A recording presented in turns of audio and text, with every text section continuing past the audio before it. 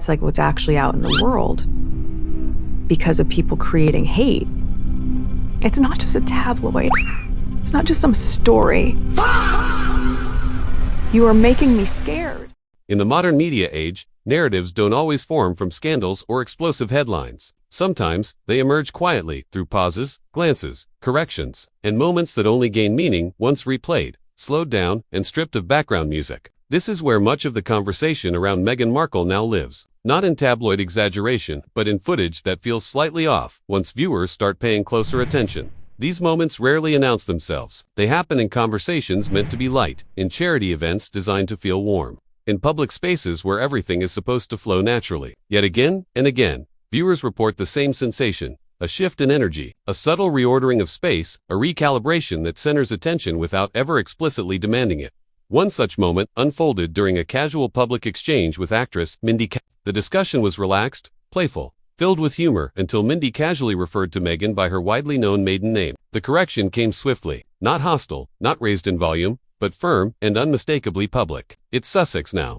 On its own, the clarification wasn't controversial. People change names. Titles carry meaning. What lingered was the delivery. The tone reset the room. Laughter paused before resuming. The dynamic subtly shifted. To viewers, the moment wasn't about accuracy, it was about hierarchy. Names, in public life, are not just identifiers, they are signals. And correcting someone in real-time signals how carefully status is guarded. The pattern appeared again during a high-profile charity polo event. On stage, during what should have been a straightforward trophy presentation, the positioning changed. The charity chairwoman, originally placed for the photo moment, was quietly moved aside. No announcement, no explanation, just a smooth visual reconfiguration as cameras focused elsewhere. No one objected, no one protested. The chairwoman smiled and adjusted. Professionalism demanded it. But charity optics are sensitive. When the face of a cause moves out of frame, audiences notice. Not with outrage, but curiosity. The photograph told a different story than the event itself, and once it circulated online, questions followed. Another moment emerged during a visit involving mothers and children, designed to project warmth and relatability. Just before a photo was taken, several women were asked to sit on the floor. The request wasn't loud or aggressive. Everyone complied.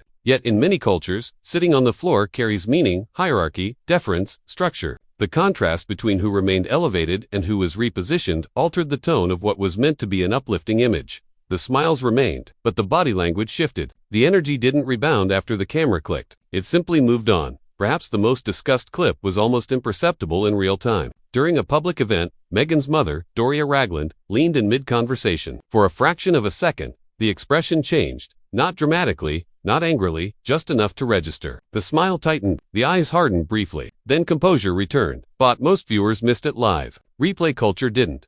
Once slowed down, the moment felt less like coincidence and more like control, an awareness of being watched. Corrected instantly, individually. None of these moments are explosive. That's precisely why they endure. They aren't confrontations. They're adjustments, quiet recalibrations where environments subtly reshape themselves around one person. And when viewers begin noticing how often those recalibrations happen across different settings, cultures, and audiences, the footage starts to feel different. Not louder, clearer. The camera doesn't argue. It just records. Part 2 picks up exactly where the pattern begins too. Hardened not through one explosive incident, but through repetition, different rooms, different audiences, same quiet recalibration. And that's where perception shifts from coincidence to narrative. After enough footage, viewers stop asking what just happened and start asking, why does this keep happening? Because the moments don't look rehearsed, but they do look familiar. A smile that arrives half a second too late, a laugh that lands alone, a room that subtly rearranges itself once cameras lock on. What makes these clips circulate isn't outrage, it's discomfort. The kind that doesn't have a villain edit, no dramatic music cue, no obvious wrongdoing, just social friction. And friction is magnetic. Online. Take the interviews. On paper, they're warm, controlled, polished, but between the lines, there's tension in the pacing. Pauses stretch. Hosts overcompensate. Jokes get corrected instead of joined. The energy feels managed, not shared. And audiences are extremely good at reading that. Even if they can't articulate why. In group settings, the same thing happens. Conversations don't flow toward connection. They orbit control. People adjust their posture, their tone, their timing. It's not fear, it's calculation. No one wants to be the moment that goes viral for the wrong reason. So the room becomes careful. Careful rooms don't feel relaxed, and viewers can sense that instantly. Social media accelerates it. Clips are slowed, looped, isolated. Context disappears, but patterns don't. When similar reactions show up in fashion shows, Charity events, sporting arenas, award stages, and royal-adjacent spaces, audiences begin stitching them together into a story. Not because they're told to, because repetition teaches them how. And once a public figure becomes associated with tension instead of ease, everything they do is filtered through that lens. Neutral actions feel strategic. Innocent reactions feel calculated. Silence feels loud. That's where sympathy flips. Not toward the person at the center, but toward everyone around them. The host, trying to recover the rhythm. The charity organizer smiling through displacement. The speaker continuing her story while the room drifts. The veterans walking a half step behind. None of it is dramatic enough to protest, which makes it worse. Celebrity culture thrives on hierarchy, but it also depends on consent. When people feel repositioned without invitation, the audience notices even if the participants don't object, especially if it keeps happening. What's fascinating is how rarely anyone confronts it directly. There are no onstage call-outs, no public rebukes, just fewer invitations, shorter appearances, tighter access, a gradual cooling that doesn't need explanation. Public spaces don't reject loudly, they quietly close. That's why later footage feels different. Rooms don't open the same way. Crowd sizes shrink, security tightens. Interactions become transactional instead of organic, not because of scandal, but because unpredictability makes organizers nervous. And nervous organizers choose control over warmth every time. The narrative then feeds itself. Reduced access fuels claims of mistreatment. Claims of mistreatment fuel polarization. Polarization guarantees clicks, and clicks reward the same clips being replayed again and again, frozen at the exact moment where something feels off. By now, the audience isn't watching for drama. They're watching for confirmation. For the power shift, the second, where someone else steps back and the frame tightens. And once viewers are trained to see that, they can't unsee it. The camera doesn't need commentary anymore. It just needs time. Because part 2 isn't about proving intent. It's about understanding why so many unrelated environments respond the same way. Different cultures, different protocols, same social gravity. And that raises a harder question, not about blame, but about cost. What happens when a public figure becomes the common denominator in rooms that slowly stop breathing naturally? That's where part 3 goes next, into what happens after the cameras stop rolling, where the footage ends in the aftermath. Because what matters just as much as what's caught on camera is what quietly changes once the lights go down and the crowd disperses. Public moments don't end when applause fades. They echo in booking decisions, seating plans, invitation lists, and who suddenly becomes unavailable.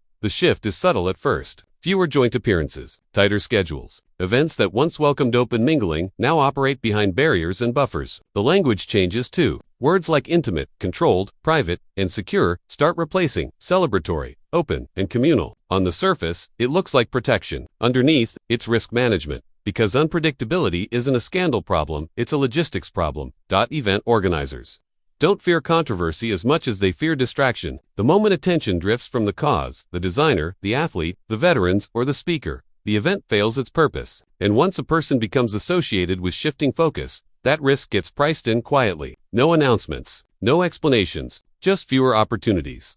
That's how access erodes without drama. Meanwhile, the public narrative hardens online. Comment sections stop debating intent and start tallying instances. One clip becomes 10. 10 becomes a compilation. Compilations become commentary, and commentary becomes identity. Algorithms don't care about fairness. They care about pattern recognition. If viewers pause, rewind, and share at the same moments every time, the machine learns exactly what to serve next.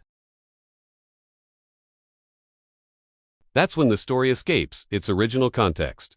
Suddenly, everything feels symbolic. A seating arrangement isn't just a seating arrangement. A walking order isn't just logistics. A smile isn't just a smile. It's read as positioning, hierarchy, intent. Whether that reading is fair becomes almost irrelevant once it's widespread.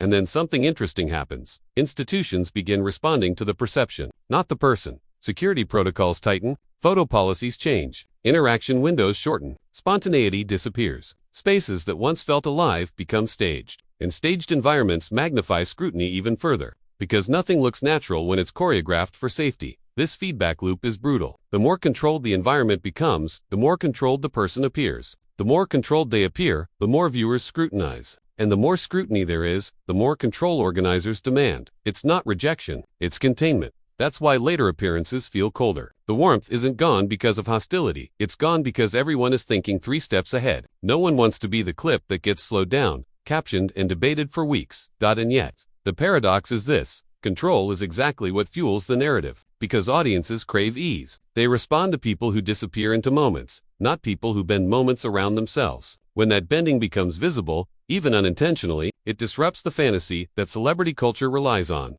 The most damaging part, isn't criticism, it's predictability. When viewers can guess where attention will land before it happens, the magic is gone. What's left is analysis. And analysis is unforgiving. This is where comparisons start emerging, not because the figures are alike, but because the dynamics are. Power couples who feel imbalanced, public relationships where one presence dominates the frame, partnerships that look less like collaboration and more like orbit. The audience has seen that movie before, and once the comparison sticks, it's almost impossible to shake. By the end of part 3.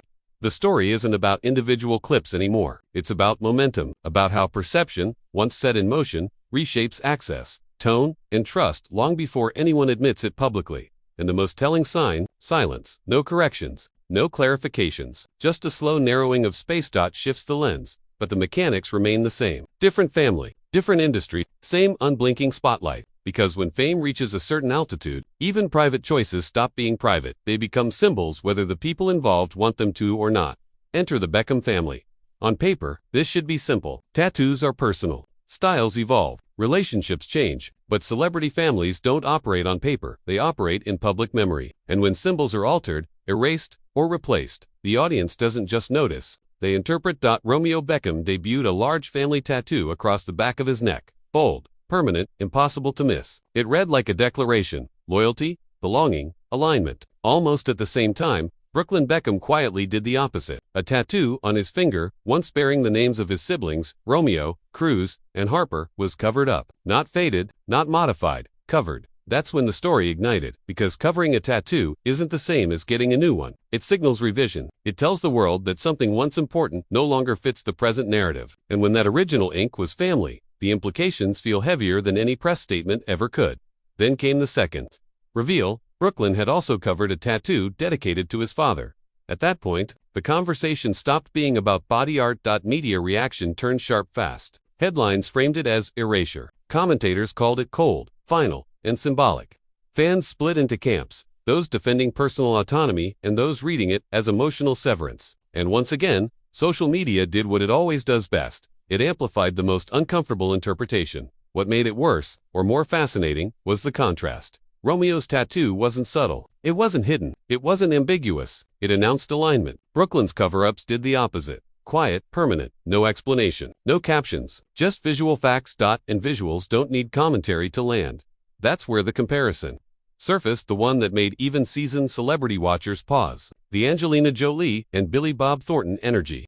Not because the relationships are identical, but because the symbolism feels familiar. Highly visible devotion, intense personal gestures, a sense of separation from family identity, in favor of romantic fusion. When Brooklyn and the relationship details re-emerged, including the revelation that they wear each other's wisdom teeth around their necks, the internet didn't know whether to recoil or analyze. It was intimate to the point of theatrical, romantic to the edge of unsettling. And once people drew that parallel, they couldn't unsee it, because symbolism stacks.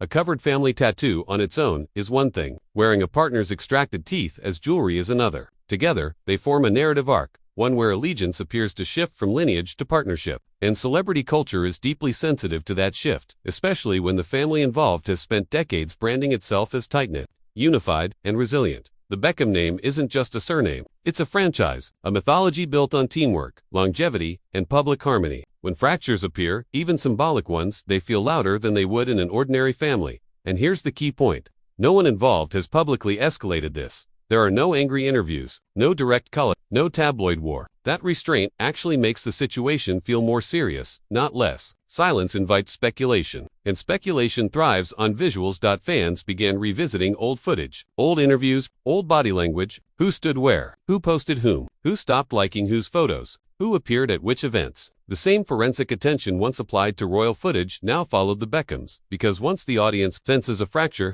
it searches for proof. Sibling relationships are especially vulnerable to this kind of scrutiny. Unlike romantic relationships, siblings are expected to be permanent. They're framed as unconditional. So when one appears to pull away, the audience doesn't just ask why, it asks what broke. And yet, the truth is likely quieter than the narrative. People grow, marriages reorder priorities, identity shifts happen, but celebrity removes the right to let those shifts occur invisibly. Every personal evolution becomes a public referendum. What makes this saga compelling isn't villainy, it's imbalance. Romeo's gesture reads as anchoring. Brooklyn's reads as departure. Neither is inherently wrong, but together, they create tension. And tension is what media feeds on. Just like before, no single action would have mattered on its own. It's the pattern that activates the audience. The stacking of moments, the contrast of symbols, the silence between them. And that brings us full circle. Whether it's a royal stepping into the center of a frame, a celebrity couple shifting the focus of an event, or a famous family rewriting its visual language, the underlying rule is the same. Public spaces remember patterns. Audiences don't demand perfection. They demand coherence. When coherence fractures through control, revision, or symbolic distance, people don't look away. They lean in, they rewind, they analyze. And once that process starts, it rarely stops on its own, because the camera doesn't accuse. It just records. And the internet decides what it means.